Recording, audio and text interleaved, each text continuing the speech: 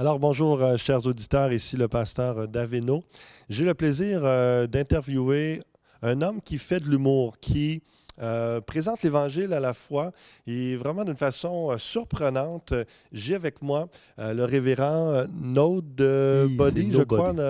Nobody. Nobody. Nobody. OK, je comprends, tout s'explique maintenant. Nobody, c'est un Nobody. OK, donc merci d'avoir accepté cette entrevue, de vous rendre disponible. Et je me demandais, on a commencé à vous découvrir, à vous connaître avec les capsules, les contes du dictionnaire. Est-ce que vous pouvez nous expliquer d'où c'est venu cette idée des capsules, les contes du dictionnaire?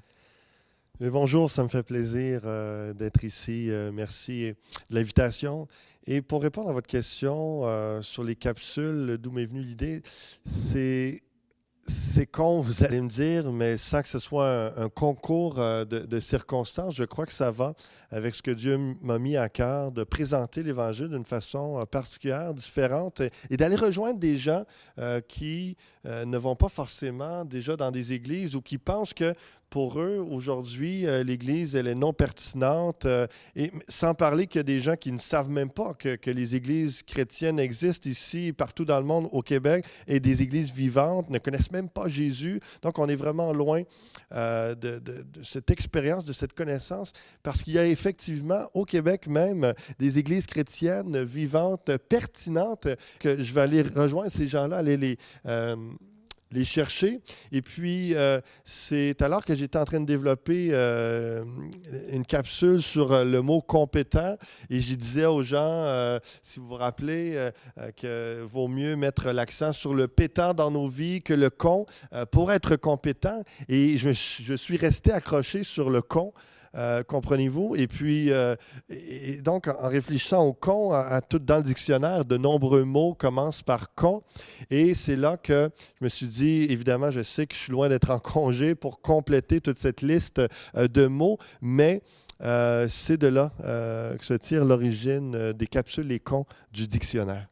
Effectivement, vous êtes loin d'avoir congé, mais c'est intéressant de voir l'inspiration derrière les capsules, les contes du dictionnaire. Et je vois que vous avez des drôles de lunettes sans lentilles. Ça représente quoi pour vous? C'est intéressant comme question, effectivement, parce que elles représentent beaucoup pour moi, ces lunettes. Tout d'abord, ça permet, lorsque je suis dans des lectures, une concentration. Donc, il y a un cadre qui est là, qui me garde concentré sur l'objectif, un peu comme les chevaux ont des œillères et que ça les empêche d'être distraits.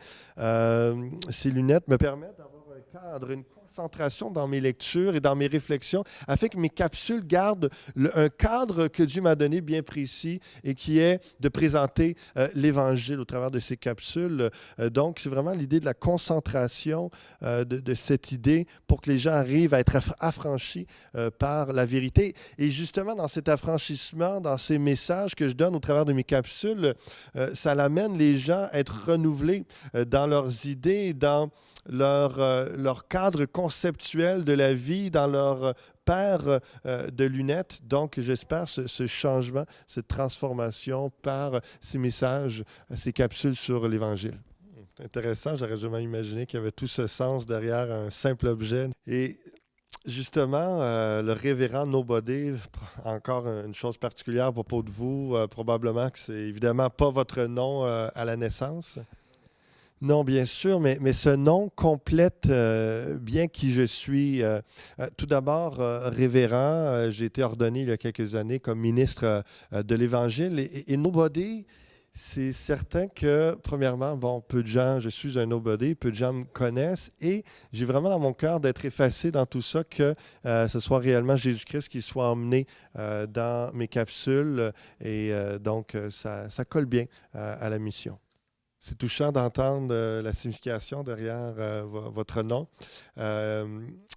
Et on parle d'humour, vous faites de l'humour. Certains trouvent que, encore plus pour un pasteur, que de faire de l'humour, ça n'a pas sa place, ça ne devrait pas être ainsi. Que leur répondez-vous? C'est une très bonne question, en effet. Je suis content que vous me la posiez parce que c'est important. Et tout d'abord, je répondrais que pour penser cela, il faut pas bien connaître Dieu, qui est un Dieu d'humour. Je vous rappelle que c'est Dieu qui a fait parler un âne pour corriger un prophète. Et je ne sais pas vous, mais moi, je trouve ça très drôle. C'est vraiment hilarant. Et Dieu, combien de fois m'a enseigné par l'humour dans des situations cocasses, humoristiques, où je comprenais des choses. Et combien, je l'espère et je le crois, que Dieu m'a donné une façon par l'humour d'enseigner et de partager l'Évangile. Et je crois que ce qui est important comme limite que le chrétien doit se garder comme cadre limite par rapport à l'humour se trouve dans Éphésiens chapitre 5, verset 4, lorsqu'on lit qu'on n'entende ni paroles déshonnêtes, ni propos insensés, ni plaisanteries, choses qui ne sont contraires à la bienséance, qu'on entende plutôt des actions de grâce. Et dans le mot qui est là, dans le grec, le mot plaisanterie, on parle évidemment pas d'un humour qui est sain et agréable, mais plutôt des paroles qui vont blesser ou se moquer de gens dans différents contextes, différentes circonstances et genre de plaisanterie que Dieu n'aime pas, qui déplaît évidemment parce que Dieu aime les gens. Donc, on doit se garder une limite, un cadre qui plaît à Dieu, de vraiment faire attention à ce que nos paroles ne blessent pas des gens, ne se moquent pas de quelqu'un. Et je crois qu'avec les capsules, je peux utiliser l'humour et ce sont, si vous regardez, vous écoutez un message de vie et je crois que ça plaît à Dieu. Merci de nous avoir expliqué ça. C'est rare qu'on entend une pensée biblique sur l'humour et d'expliquer les limites, le cadre qu'il y a à avoir en tant que chrétien pour l'humour. Ma prochaine question, ça me chicote depuis tantôt parce que c'est le fait que quand je vous regarde, j'ai une impression de déjà vu, comme une connexion particulière. Savez-vous expliquer ça et nous expliquer ça? C'est certain qu'on se ressemble et je peux imaginer, en tant que pasteur, vous rencontrez beaucoup de gens, beaucoup de visages, et mon visage est assez commun. Donc, mais je crois aussi, c'est que je m'efforce dans chacune de mes capsules d'aller rejoindre les gens dans leur quotidien, d'où peut-être cette impression de connexion particulière, parce que je crois que Dieu a une parole pour nous dans toutes circonstances, dans toute situation, une parole pertinente, à pointe, et je le fais avec, j'espère, avec rafraîchissement, humour, une façon dynamique. Et c'est pourquoi un de mes slogans aussi, c'est se détendre pour mieux tendre vers Jésus-Christ. Et donc, parce que l'Évangile épanouit, affranchit, libère, fait du bien. Donc, je le souhaite, se détendre pour mieux tendre vers Jésus-Christ. Merci, je comprends mieux maintenant la connexion, l'impression que je ressentais absolument. Et pour conclure, comment voyez-vous votre avenir? Qu'est-ce qu'il y a devant vous en tant que révérend Nobody dans les prochains mois? Oui, bonne question. C'est certain que je considère continuer mes capsules, les contes du dictionnaire, environ une fois par mois. C'est quand même beaucoup de travail.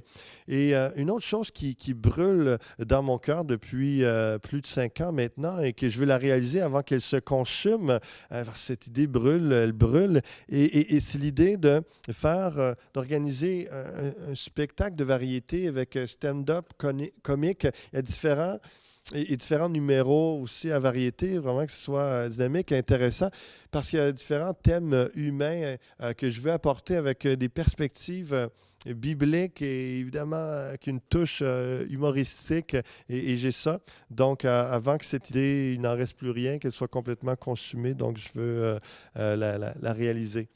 C'est vrai que les idées se consument, donc il faut y aller rapidement. Merci encore une fois, Révérend Nobody, de nous avoir partagé votre cœur et votre mission que vous avez avec l'Évangile et l'humour. Merci beaucoup. Et à la maison, n'hésitez pas à aller visiter la page Facebook David No pour aller voir toutes les capsules. Je lui prête ma page là, pour ces capsules, les contes du dictionnaire, et pour vous tenir au courant aussi de ce qui s'en vient, des prochaines capsules. Et allez liker la page, allez aussi vous abonner à une nouvelle chaîne YouTube pour le Révérend Nobody avec les capsules, les contes du dictionnaire. Merci d'avoir été avec nous. Que Dieu vous bénisse et qu'il puisse, dans son humour, vous faire goûter à son amour. Au plaisir.